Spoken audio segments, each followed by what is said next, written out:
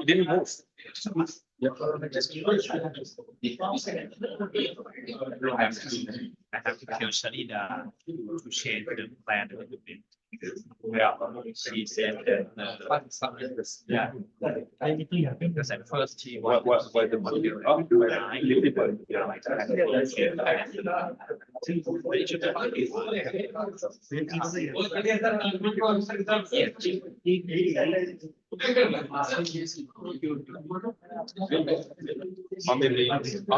she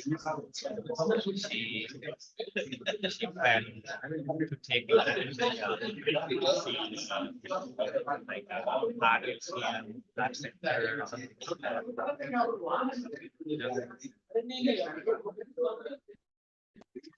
There was one student of Canada was and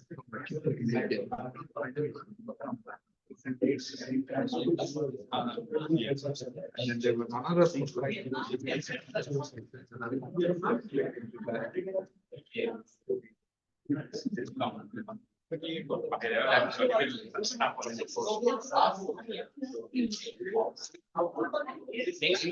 next year shop supply or sometimes.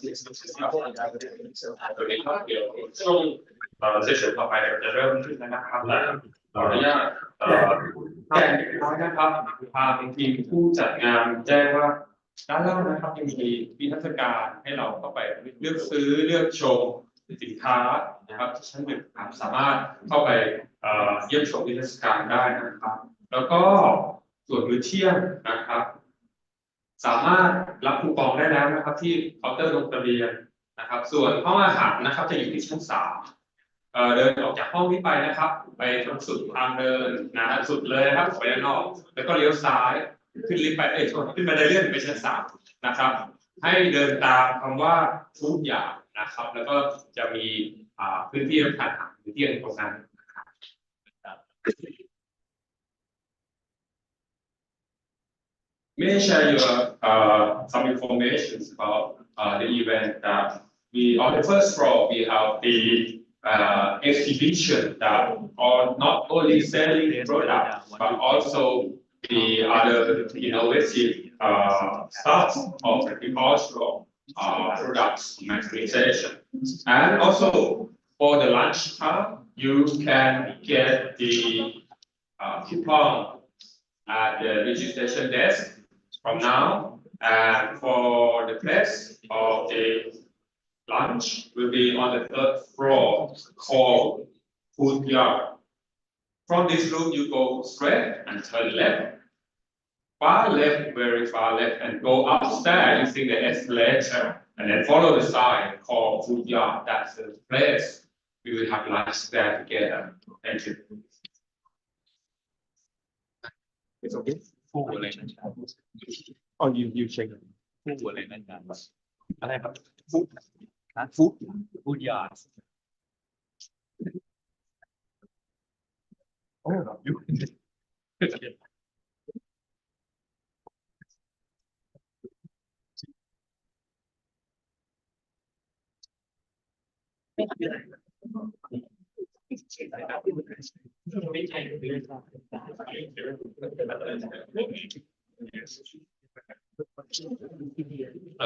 The present.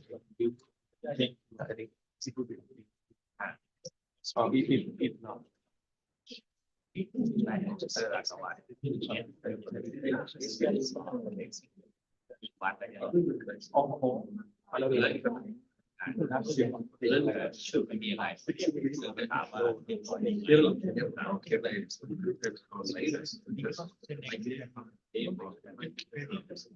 Yeah, right on the screen or on that on the wall.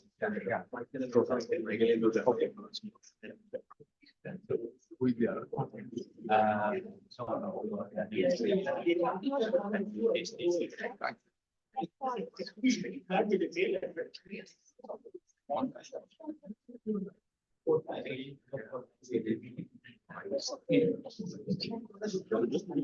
Our university is it's more like the service side and academic side. We like to do service industry,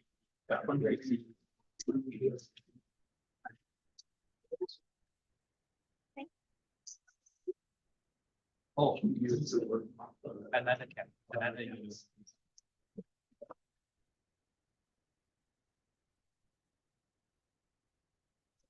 Hey. We are about to start the second session now. And ladies and gentlemen, the first part of the program now is a plenary lecture entitled Experience in Agriculture, Agricultural Writing Research, Industry and Guideline for Fighting Against Greenhouse Gas Emission.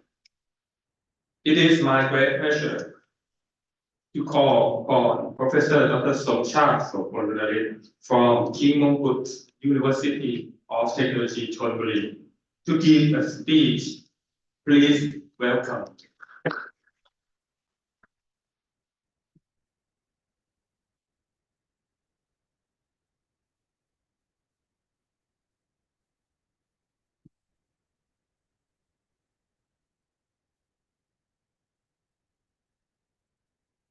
Thank you for your introduction. I'd like to say good morning again to the President of the TSAE and Dr. Dalet Tiyoka, the President of TSAE, Professor Dr. Yasin, and my old friend, Professor Lakawan. Our distinguished guests.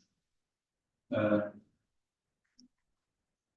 have thought for several weeks for the topics, for my topic of presentation.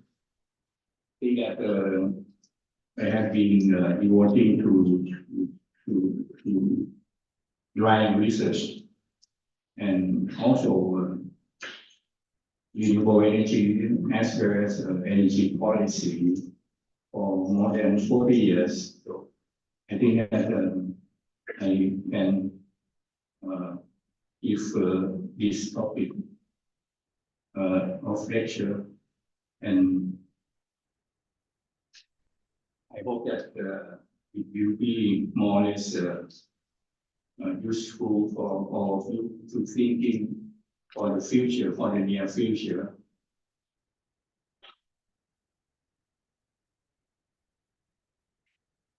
Yes, everybody knows that greenhouse gases trap heat in the Earth's atmosphere, leading to global warming and climate change. All greenhouse gas emissions causing over 1.5 degrees Celsius of global temperature rise compared to pre-industries era can contribute to a range of effects, including, yes, climate change. Everybody knows. Sea level rise, I think, is beginning, and it will be more serious in the next 20 years. Ocean acidification caused by concentration of carbon dioxide in the atmosphere, extreme weather events, and last destruction of the ecosystem and health impacts as well. Yes, as I'm working in the agricultural drying research and industries. So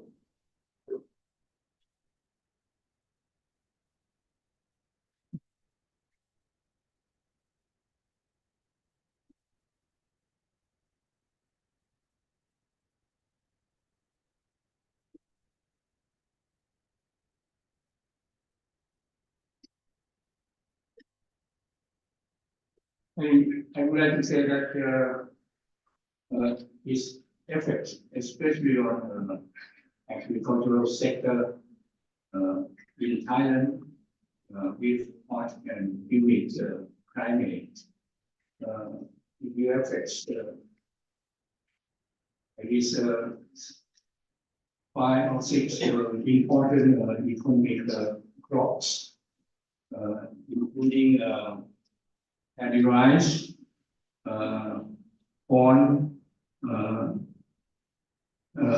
agar rubber, and yes, sugarcane, cassava, fruits and vegetables. Well, agricultural drying is a post-harvest process, consuming intensive energy, contributes to significant greenhouse gas emissions. To mitigate greenhouse gas emissions associated with agricultural drying, several sustainable practices can be implemented. The first one is the utilization of renewable energy sources. For example, solar, biomass, or other renewable energies.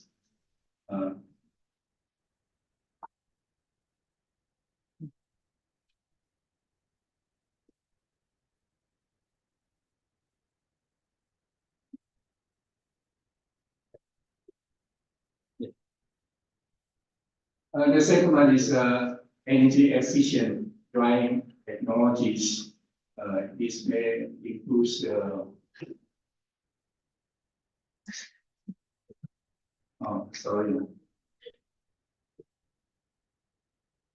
This may include the method of drying, and one example is heat pump drying. Anyway, heat pump drying, though is very good in terms of energy efficiency, but still a lot of problem of maintenance and lack of expertise how to maintain heat pump dryer working in proper conditions.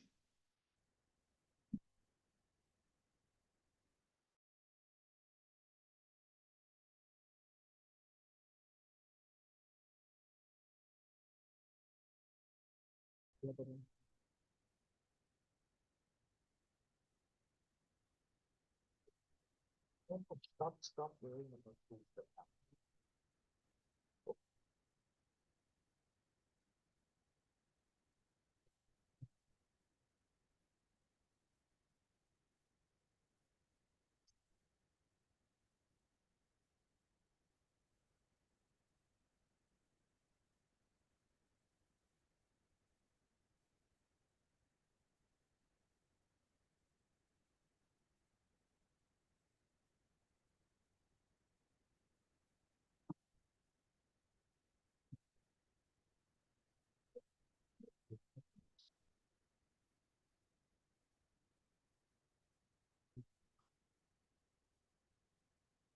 Yes.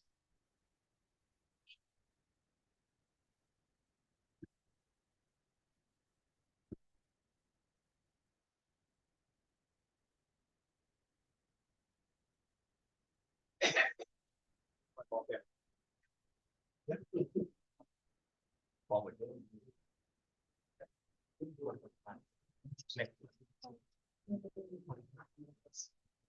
Forward. Yeah. The third alternative is optimization of drying processes. As you know that today's online sensors and machine learning and artificial intelligence is very efficient. Can be used to do optimization of drying processes. And the last one is to reduce post-harvest losses. It's an indirect method to reduce greenhouse gas emission. You can reduce losses, especially during drying processes. Yes, by implementing these sustainable practices, agricultural drying operations can contribute to the fight against greenhouse gas emissions while promoting environmental sustainability and resilience in the agricultural sector. Yes, the objective of this paper, the author will emphasize on mostly successful story of this drying research industry with this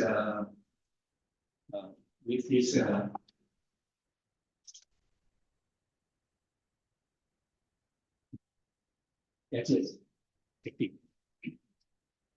Yes, and with his experiences, guideline will be proposed for fighting against greenhouse gas emissions, which is very important today for Thailand, as it has committed to carbon neutrality in 2050 and net zero emissions in 2065.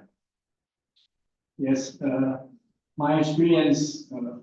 The first one is about solar fabric drying and solar fruit drying and heat pump drying. The second one, which was I think is very efficient in terms of something is installation fabric drying. And the third one is free dice bed fabric drying, corn, soybean drying. And spouted bed drying. The fourth one is boiling can be using superheated steam or hot air. The last one is heating stream fabric drying. I would like to say more in detail about installation fabric drying shed. In Thai rice mill, this photograph shows one of the rice mill in Thailand several years ago, and you can see that the working principle is very simple. You just have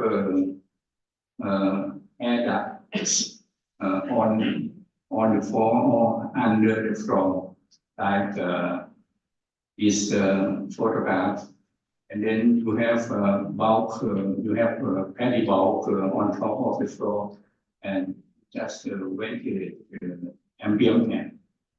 In Thailand, it's sufficient just to use the ambient air into the bulk of paddy, and it takes maybe 2-3 weeks or a month to reduce the moisture content from maybe about 18% to about 14-15%, and that's very safe.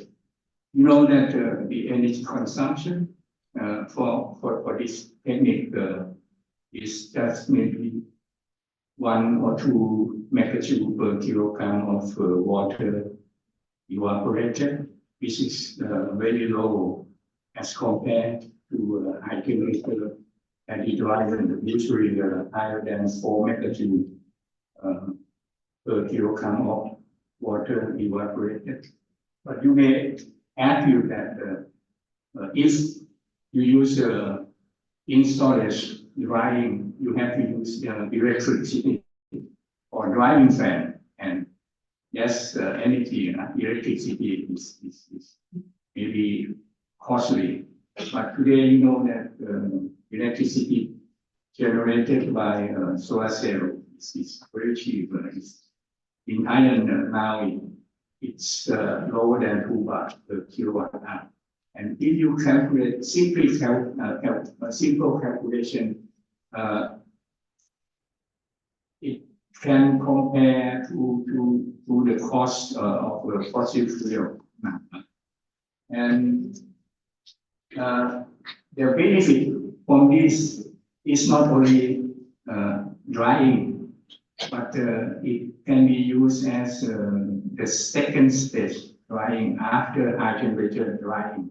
For example, if you have paddy with initial moisture content higher than 20%, 22%, then you can dry it with any kind of high temperature drying, like with dash bed drying or mixed flow drying, cross flow drying, and then it moisture content will be reduced to maybe about 17% or 80%, and you can continue drying the second stage drying and bring the moisture content down to about 14%.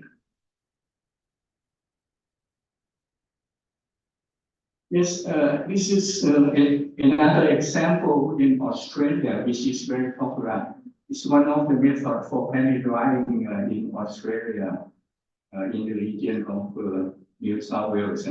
And you can see that this is a very big shed, and they harvest paddy with initial moisture content around 20% and bring the moisture content down to about 14% maybe in 2 months. And there is no problem for Australian conditions because at the harvesting period, the climate is cool enough, let's say maybe about 10 degrees Celsius to about 15 degrees Celsius. But in Thailand is another story that we have hot weather and also humid. So the condition, very important condition for Thailand is that initial moisture content of paddy should be low enough, let's say about 17% or maximum is about 18%. Yes, this is the outside view of the in storage drying in Australia. Yes, this is a photograph of free dash bed dryer. Capacity is about 20 tons per hour. We cooperated with a private company to develop a prototype with 1 ton per hour. Then it's scaled up to 5 tons per hour, 10 tons per hour, and finally about 20 tons per hour. And for a single pass, it takes maybe a few minutes and reduce moisture content about 2 or 3 or 4% of moisture content. And this is one of the dryer which is very useful, and also there are several types of high temperature grain drying which I will show you. Yes, we have fixed bed batch dryer, which is not very common in Thailand, but in Malaysia, I think it's still practicing. We have a recirculating batch dryer. I think this is the design or Taiwanese design initially, and it's also used in Thailand. And the last one is continuous flow drying.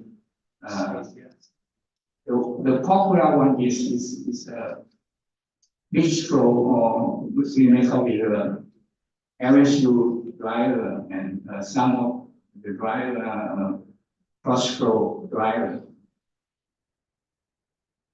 Yes, the diagram showing how air flow in the dry chamber.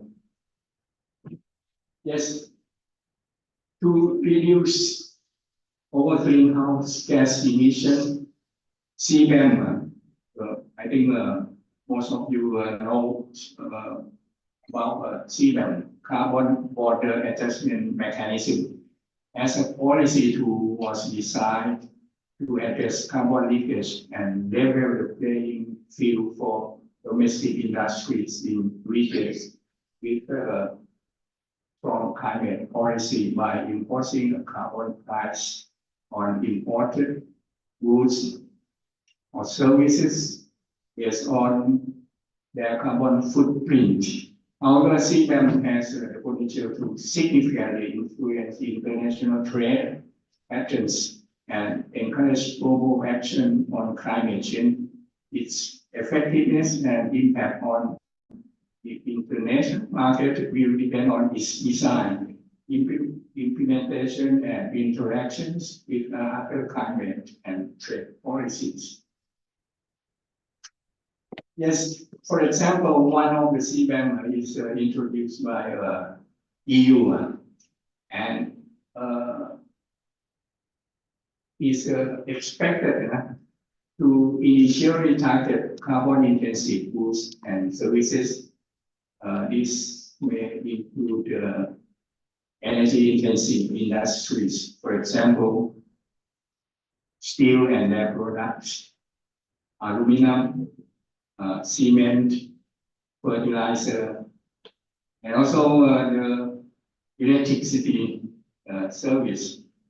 And later on, it will emphasize on manufactured products, and then transportation, and finally agricultural products.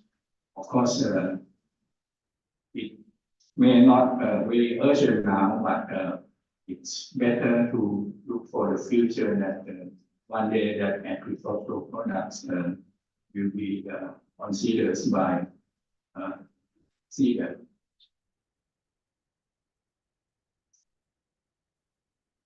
Yes. In general, to mitigate greenhouse gas emission associated with agricultural drying, several sustainable practices can be implemented. Utilization of renewable energy sources, transition from fossil fuels to renewable energy sources, solar energy, biomass, etc. This may include new energy. For example, we are talking about hydrogen economy. We are talking about gray hydrogen, blue hydrogen, green hydrogen. That's also included. The second one is energy efficient drying technologies, investing in energy efficient drying technologies can help reduce the carbon footprint of agricultural drying using ambient air, etc. Yes. And the third one is optimization of drying processes, improving the efficiency of drying processes through optimization and control measures aided by online sensor IoT, which is now very cheap and available today. The fourth one, to reduce post-harvest losses that they have said that this is an indirect measure to reduce greenhouse gas emission. More specifically, to my experience, recommendations are in storage drying, as I said, it consumes about 1 to 2 megajoule per kilogram of water evaporated compared to 4 megajoule per kilogram water evaporated. You can see that this is a big difference between the two methods. However, if there is a limitation of high initial water content, the two-stage drying is recommended. And for fruit drying for high-end quality market, I specifically stress on high-end quality market, natural products without sugar and or chemicals added, with certification and labeling for sustainability should be available. Solar drying and solar heat pump drying are among alternatives. But as I said before, that we have to have a good or proper measure to to do about it, right? It may be very useful because the coefficient of performance of the air conditioning system is about 3 times, about 3. So it's very efficient to use energy, and as well as the cost of electricity today produced or generated by solar cell is now very cheap and it's comparable now. Yes, in conclusion, conducting agricultural drying should be aware of product qualities going along with acceptable market, maximizing drying capacity, low operational and capital expenditures. Minimal energy consumption is of operation to fight against greenhouse gas emissions, not only minimal energy consumption.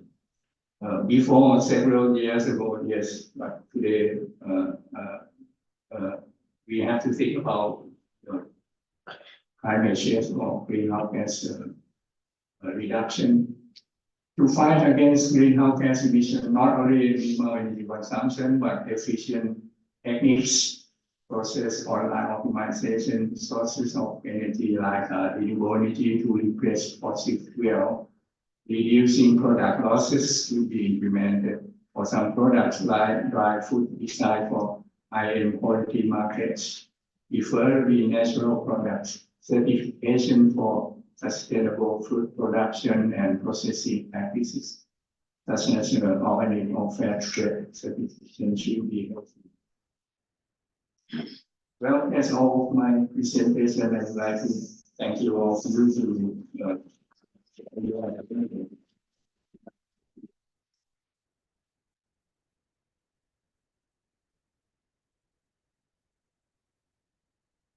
you for the chat. I think he is willing to answer all questions or any suggestion, please.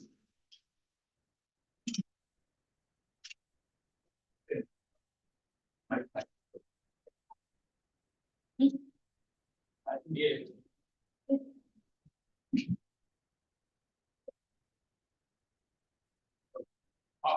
Okay.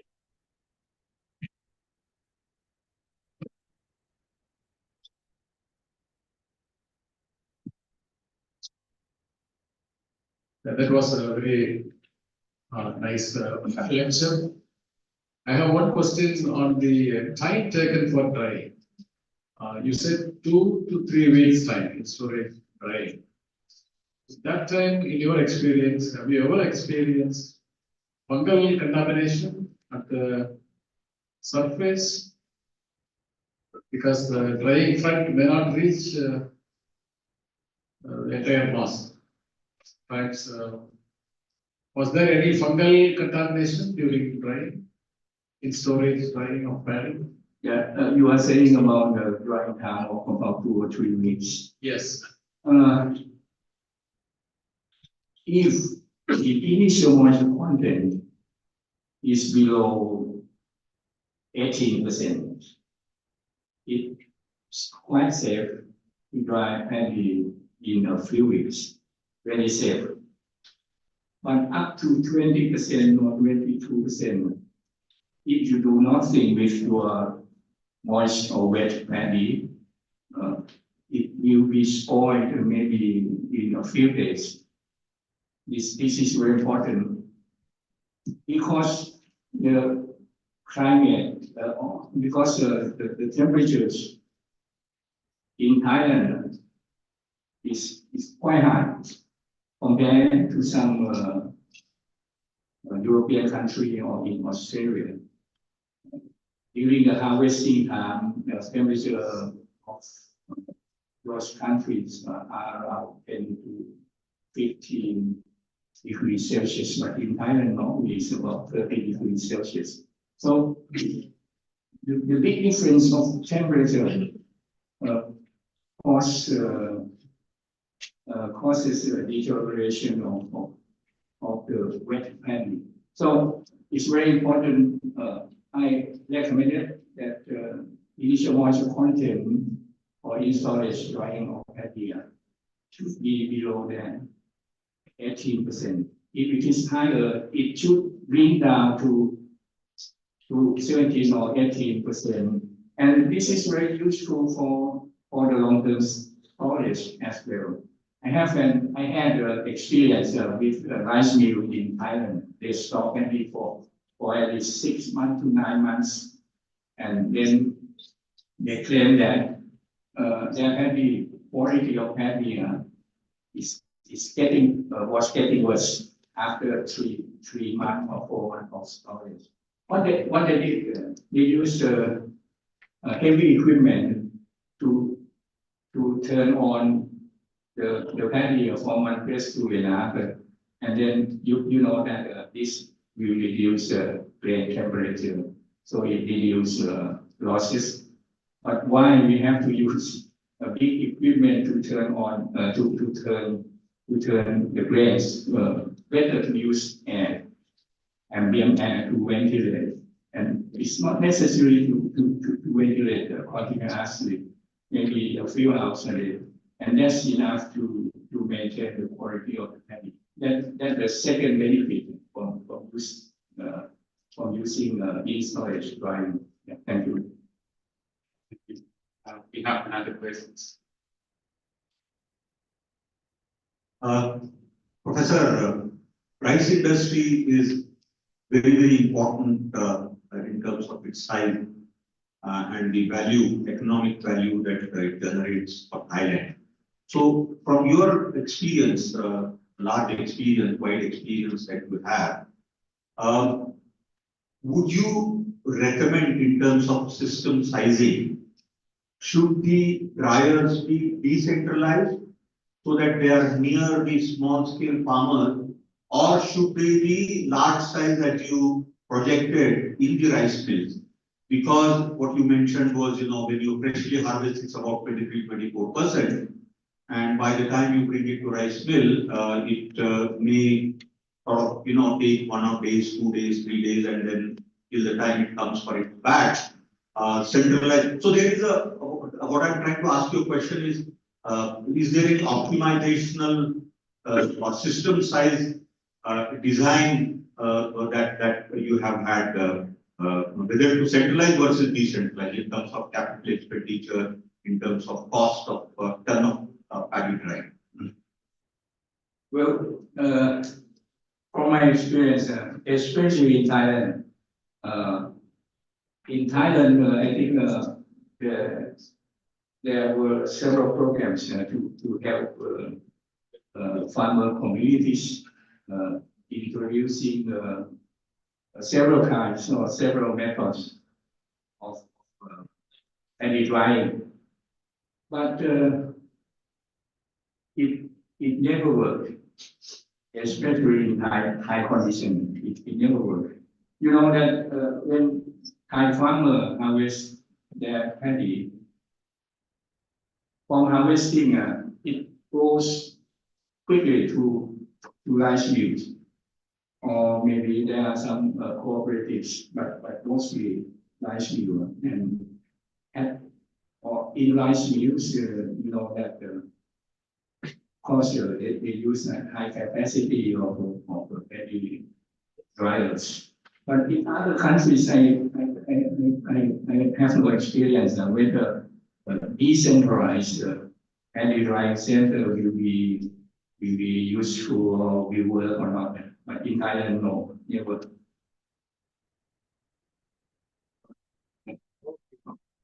Okay. This will be the last question. Thank you.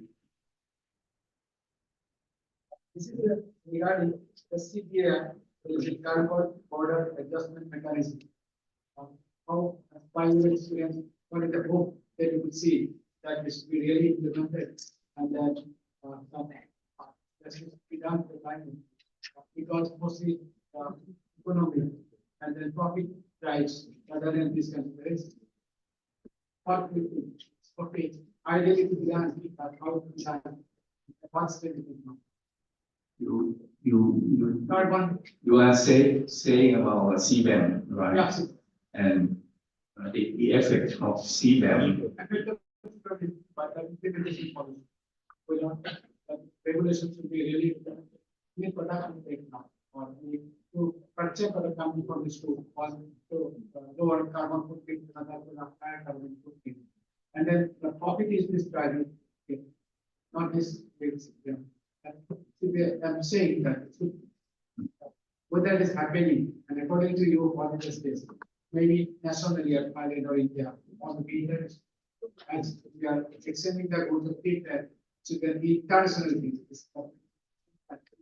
How do you think? This one product maybe rise to say. I'm very difficult to listen to your accent because of my English maybe not very good. I'm also not very strong. But see them now. I understand. I just wish to see them how activities and how to implement them. Yes, to my knowledge, just this year or at the end of last year, EU, European Union, has introduced CBAM. Is now in the transition period. It's the very first stage. So they will implement CBAM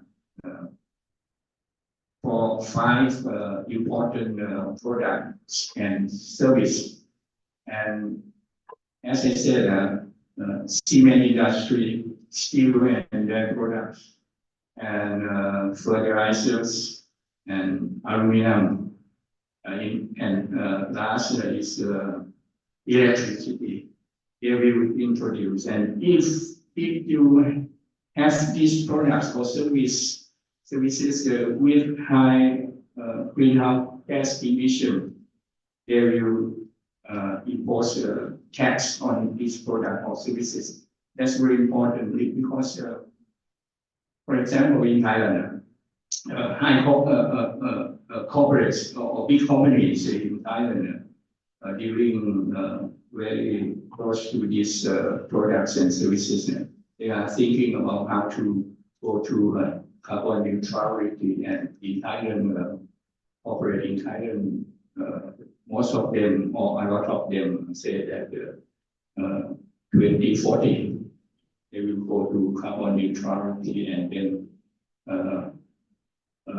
2050 is the zero emission, greenhouse gas zero emission, and this is very this implies that corporate or big company are thinking about how to sell their product to abroad, and if there are a lot of or high concentration of emission, their product will be very difficult to sell, for example, in the European Union because of the tax imposed on their product, and this is very important. However, for agricultural products, I think we have time to wait for, because it's the last item that the EU will consider. Anyway, if we think about it now, it is better. Thank you very much. I hope that Mr. Sumta is willing to answer other questions during the lunch break. May I invite Ms. Darren, President of TSAE, give the token of appreciation to Professor Sumta for the narrative.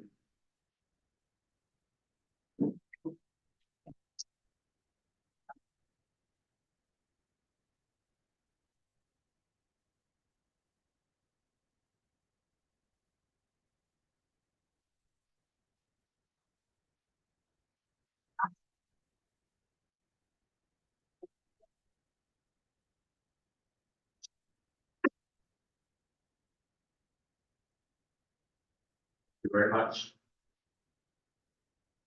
Okay, shall we move to the next presentation?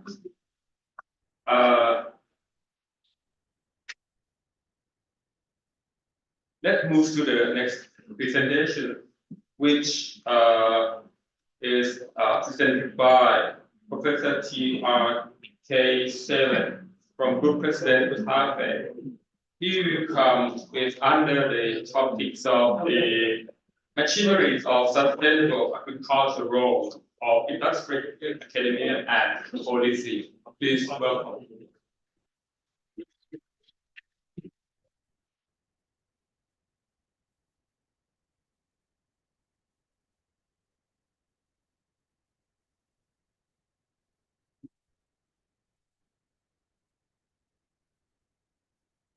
Anyhow, thanks a lot.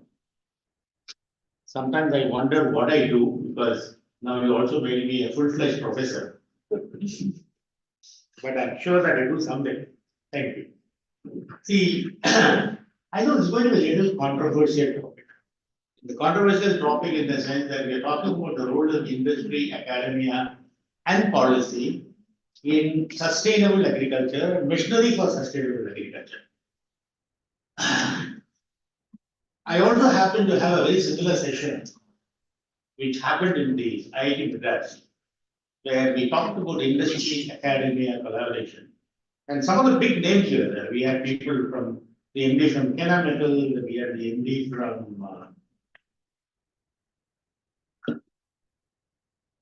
chairman of Trigen was there, and CEO and MD of Tata Elxsi was there, MD of Accenture was there, and MD of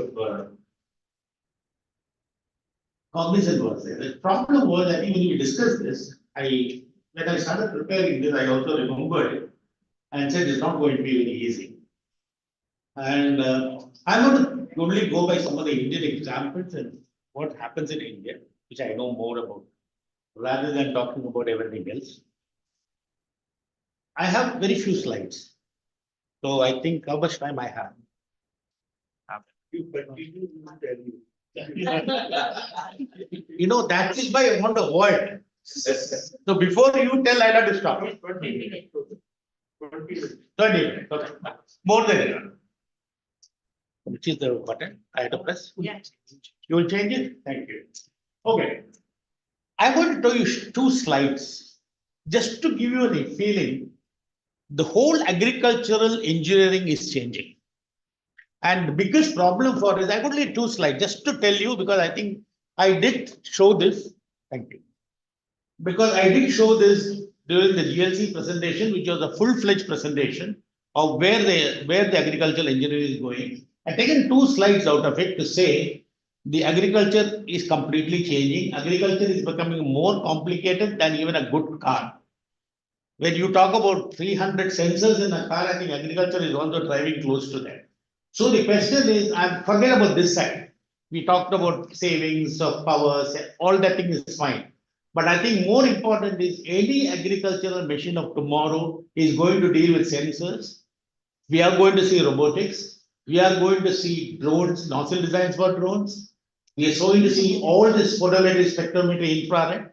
AMI is going to catch on a big way. And data to solutions is going to be a big area.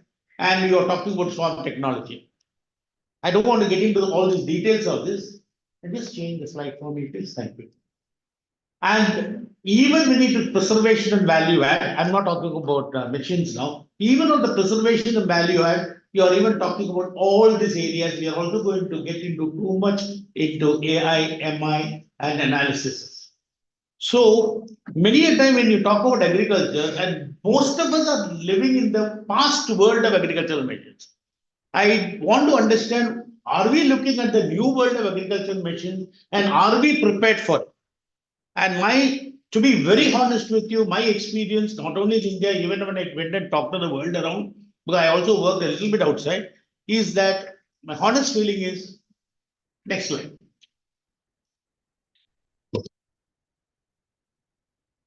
Next slide.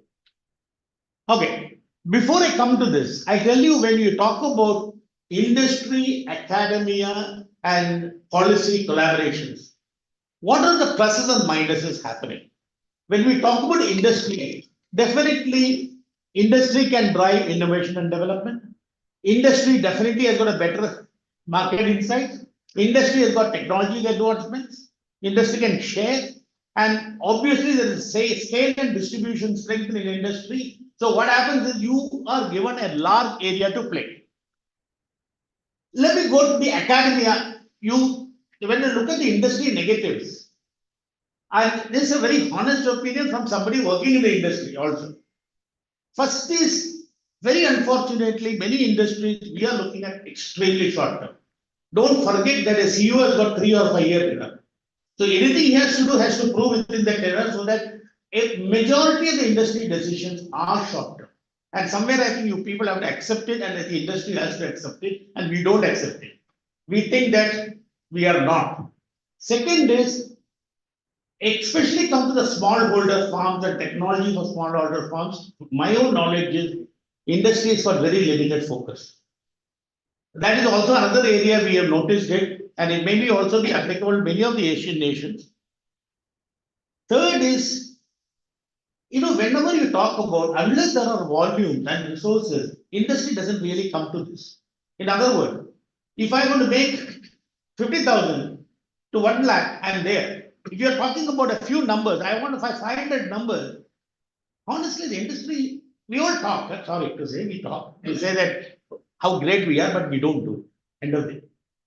Third, next is limited access to small scale entrepreneurs. See, I work with a lot of startups.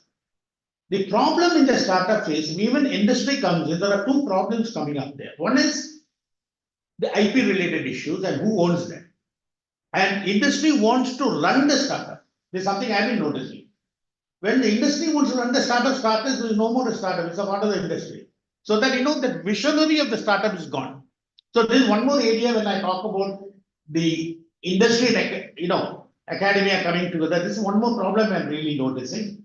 And genuinely, though we should not say this, industry has a bigger resistance to change because you're already there. I'll give one very typical example. Forget when the EV scooters came into the country, India is one of the largest EV. I think the biggest resistance came to the existing manufacturers of the people who make the regular vehicles, because what will happen to us? See, so the first interest, this is a big problem. So that mindset of industry has to change if you really have. Now we talk about academia. That's the other side of the story. Academia would love to do things, but you see, don't do any research, any work for the sake of doing research. It should be useful for the farmers. I mean, that's something coming back to, because I'm talking about agriculture, I'm talking about farmers. If I'm talking about anything else, it has to be useful for the end user. Many a times what I notice, because I also work extremely close with the industries in the university, everybody wants to do a research work, a work on the field, but somewhere is find A, how useful is to the end user, in this case a farmer, or B, the most important question, can I scale it up? Because if I can't scale it up, that effort is actually going to waste. So that's one problem. Another thing is, many of the academia industry, this again came up when we even had that industry, not only in agriculture, in other areas also. Well, actually, it's a limited industry collaboration, because there is also what we call in that there is also a trust deficit. The industry doesn't look at an academia as the right people to work with. Sorry to say that. Academia also doesn't feel the industry as the right people to work with. That's the reality of the world. Very, very difficult to say this, but very few people will tell this. That's why I said, let me say this. That's the truth. So unless you break that, unless there is a trust that you don't really take it anywhere. Then of course resource funding is another big story. Then you cannot, you have to be much more tuned to giving a practical solution. See that people always, let me come to the later slide, I'll explain that. Then the other problem in industry which I always notice is we try to mature a product even without completely testing and validating it 100%. And agriculture is a messy area because every place has got some differences. It is not like that I create an automobile, everything that's an autobahn, you're perfect. The agriculture is not like that. That's only one equipment that actually touches the ground or works with this. So what happens is everything is not same everywhere. So that you need a large amount of field testing. And of course, there is a huge skill gap which I can only talk about. We talk about it internally. Unfortunately, the academia many a time lives very much in the past. I will get beaten up when I say this. But what I'm saying is things are changing in today every 3 years. World is changing. And you cannot be talking about, see, the problem is also true in the industry. Things are changing so fast. If you don't catch up, 6 years back the road, you suddenly find that you're in a different world. So this is one more problem. Now, policy, then of course, industry negatives are put down. I think I'm not going to talk about it because you can very easily read it. The policy, as with respect, that's a bigger problem. Policy, coordination, implementation. Now, the trouble in policy is very few people are willing to link up academia, industry into policy. Next slide, please. Now, the question here is, what is the problem of curriculum? Before I get into the policy, what is the problem of the future curriculum? I wanted to genuinely, you're all professors and senior staff sitting here, and I gave a list of things in the first 2 slides. Does your curriculum actually capture all this today in agriculture technology? Let's be honest in reply. The answer will be maybe 10%, may not be 90%. The question is, there are 2 problems. One is industry don't demand. See, I don't go and tell the colleges, gentlemen, this is the future. I want this training to come in from the academia. They don't say that. They think they can do it themselves. There are 2 problems why they don't say that. The minute I come to talk to the academia and talk to you, my worry is, I know it. If I tell academia, my competition will also know it. Correct?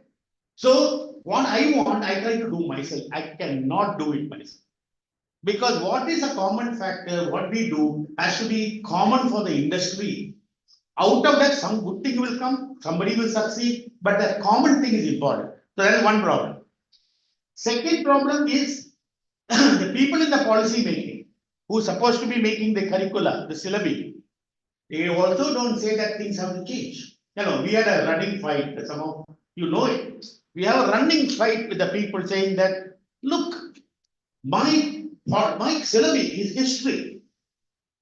I don't require a 100-year-old history. I want what is going to happen in the future. But the question comes is, does the fellow making the syllabi knows what is the future? Does he involve the academicians? Does he involve the industrialists to create a new syllabi for the curriculum? Answer is, from what I see, answer is no. If anybody of you think it is not so, I'll be very happy to hear that from you. So that is where it is. Next slide. So the question here is, who is going to bell the cat? It's all very easy to say. And I genuinely believe, gentlemen, that the only people who can bell the cat is the policy people. The government need to come in somewhere. But then the biggest problem with the government is also with us, Indian government, is we will love to see more agriculture production. I don't think anybody is really bothered about what is the technology you use, how you use it and all. That is not in the syllabus yet. That is a problem. I think it's very common in many areas. I'm sure it will also be common in the other governments, other policy making bodies. I don't think we cannot be very different from the world. Come to next. What I call is one more problem. I don't know whether you've seen this. Is what I lovely call as is a silo effect. I talked about all the positives and negatives. The silo effect is everybody, we are all in silo. Industry will do what they want. Academia will do what they want. Then in our case, the state will do what they want. The center will do what they want. And the problem is the policy stands separate from the statutes. Now you got a statute which is different from the policy. Now the question is, somebody, and then we look at the world, we look at what is happening in the world. So we also try to draw things from there and try to put it together. Again, one fundamental question always we have.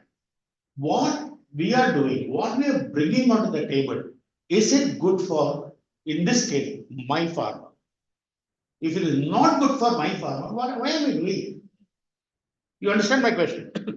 Even whatever you say, is it good for them? I think the fundamental question now, is it good for my farmer? I don't know how many of us ask that question again and again before we even put up a policy. Just because XYZ is doing a policy and it looks very nice, it may be very nice for that particular country. It may not be good for my country. It may not be good for my farm. Are we looking at it? And my experience is very difficult. I tell you why. Next slide, please. The biggest problem here is all of us work on two things. A, we blindly follow. Second is look for presidents. Policy making, biggest thing is US is doing it, Europe is doing it, so I will also do it because it has to be good. And nobody will ask questions because, okay, they are doing it, they are better than us, then they will be good. But the question here, again, and I'm asking question, are we looking at precedents? Because somebody has been doing it, it has to be good, or are we going to look, again, my fundamental question, is it good for me? And I think that good for me question is the biggest problem when it comes to industry, when it comes to academia, because everybody has got their own. Policy makers, they live in their own world. The industry, as I said, basically it is short term. Academia has to catch a wave. Now the question is, where are we going? I mean, I have a serious problem. Why I'm posing this question is, I'm not only posing it here, I'm also posing it to our own people. We are trying to do some changes. Next. So I love this small caricature. Actually, this is actually from US. It's not from India. So somebody is giving a policy on a land reform by looking at that. And this is what I call this problem is not due for any one of us. Even the so-called advanced countries, when it comes to the policy making, this is what happens. That's not the way you do, but that's the way it is done. Next. Oh, okay, just go back once, please. Another thing which is definitely the problem is the short term versus long term. The short term versus long term is extremely common. We had that problem in India. I think last 10 years it's changed, to be honest. Because see, when I come into my own power, when I want to do some good things, I don't see the fruit in my life or my tenure. I may see the fruit maybe 15 or 20 years down the road. And the question comes is, as a policy maker, as a statesman, are you willing to do something today for which you won't get the credit, but somebody else is going to get the credit, but it's going to be good for the farmer, good for the country? That question also is a serious problem in many areas. Now we see the change. Honestly, we are now seeing the change. A lot of change is happening now because a lot of things are done for a purpose rather than for myself. Next slide. I'm going to give you one small example. I'm going to close with it. And you know, India is going to have a Euro 5 emission in practice, which is supposed to happen, we postponed it. With a lot of difficulty. See, Euro 5 emission in cars, in European machines, I can still understand. Because European machines cost something like $500,000. Everything starts with 200 horsepower, 150 horsepower and more. So whatever the emission cost, what you're going to have, it's a small amount in the cost of the equipment. Now you look at an Indian scenario where we have average, we make 1 million tractors. Average price of a tractor may be 5 lakhs, 5 lakhs of Indian rupees. Now, if you get into technology of EU 5, you're really adding at least 1.5 to 2 lakhs on that machine. The question is, A, can the farmer afford? B, can he maintain? I don't know. Some of the things what we do is also like, I know you don't see it. We actually work half the tractor will be underwater, what you call as puddling in the south. If you have filters, particulate filters, it's not going to work. So these are the questions. I know it's not very nice to say that I follow the European norm. Perfect. But it can work in certain areas. Like it will definitely work on a heavy equipment. It will work on automobiles. But it may not work on an agriculture. And you know, I have a Amman, the secretary, is sitting here. We actually thought that power tiller will close because the power tiller engines will never meet that emission. Because the cost of that emission will be almost the same cost of the power tiller. Now the question is, people say, oh, why are you using power tiller? Can get into something else. But fundamentally, there are so many small farmers who use it for not only power tilling, also weeding. Where will they go? Same trouble with the tractors. What will you, so why I'm saying, I'm giving this as a very typical example.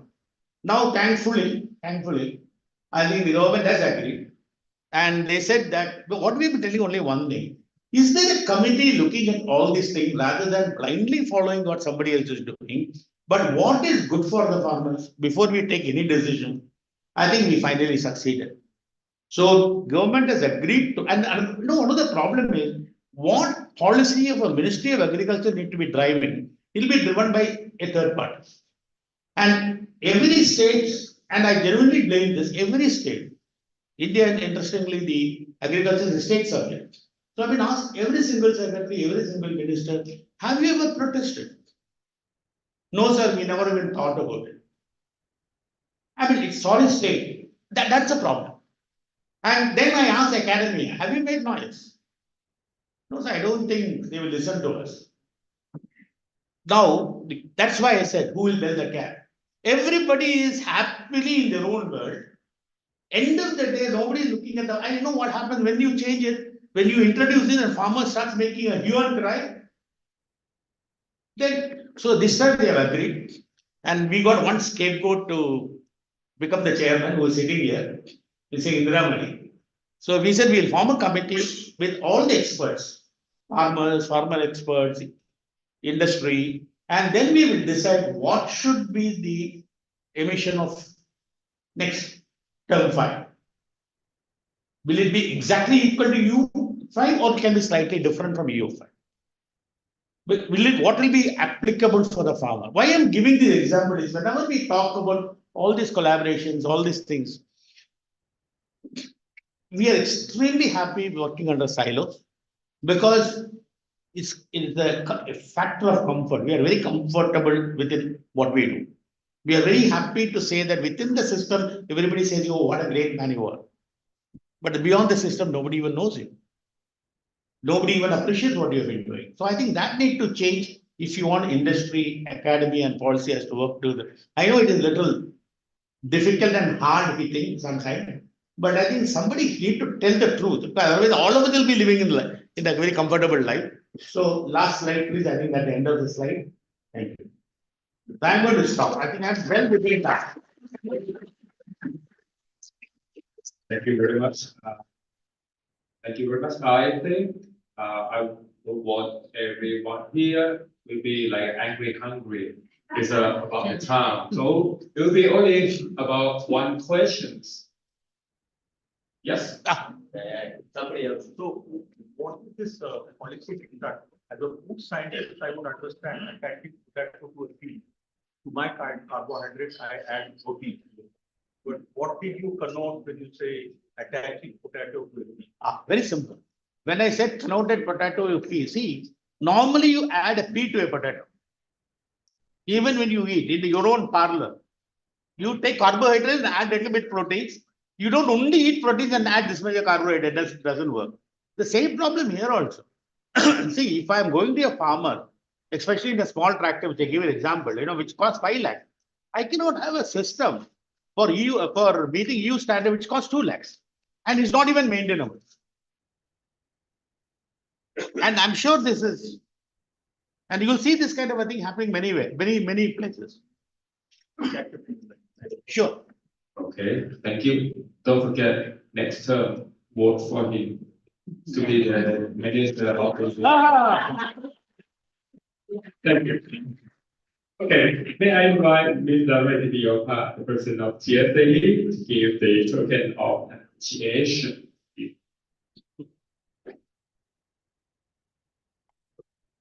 Sure. Hold it like this.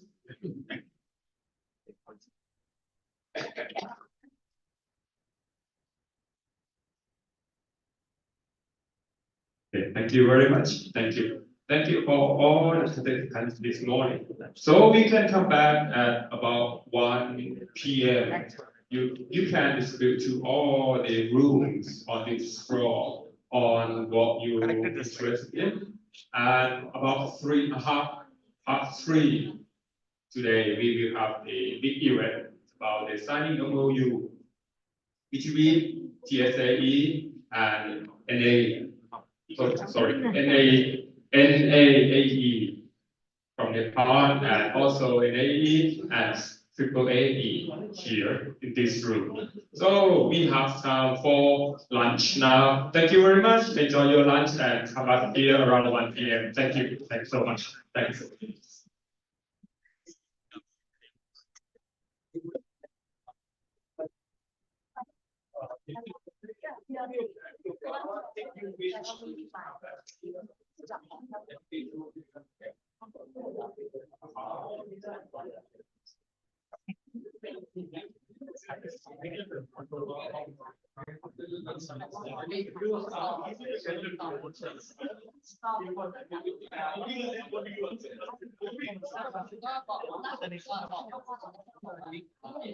The true form is all the legislation test.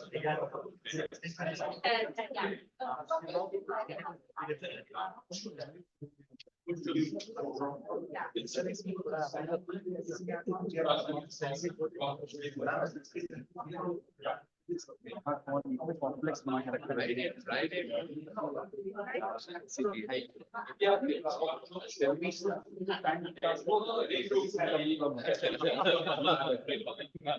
तो lunch के बाद केवल 2 room होगा, 3 room, 4 room होगा, 4 लोग busy रहेंगे, 2 लोग free रहेंगे।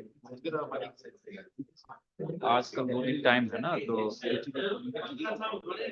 नीचे मैंने देखा अच्छा है। रजिस्टर नहीं हुई तो फिर भी जा सकते हैं। मैं कुछ ये वाला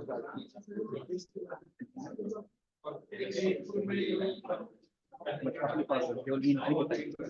यहाँ पे मुझे जानते हैं, बट यहाँ पे भी अगर एंट्री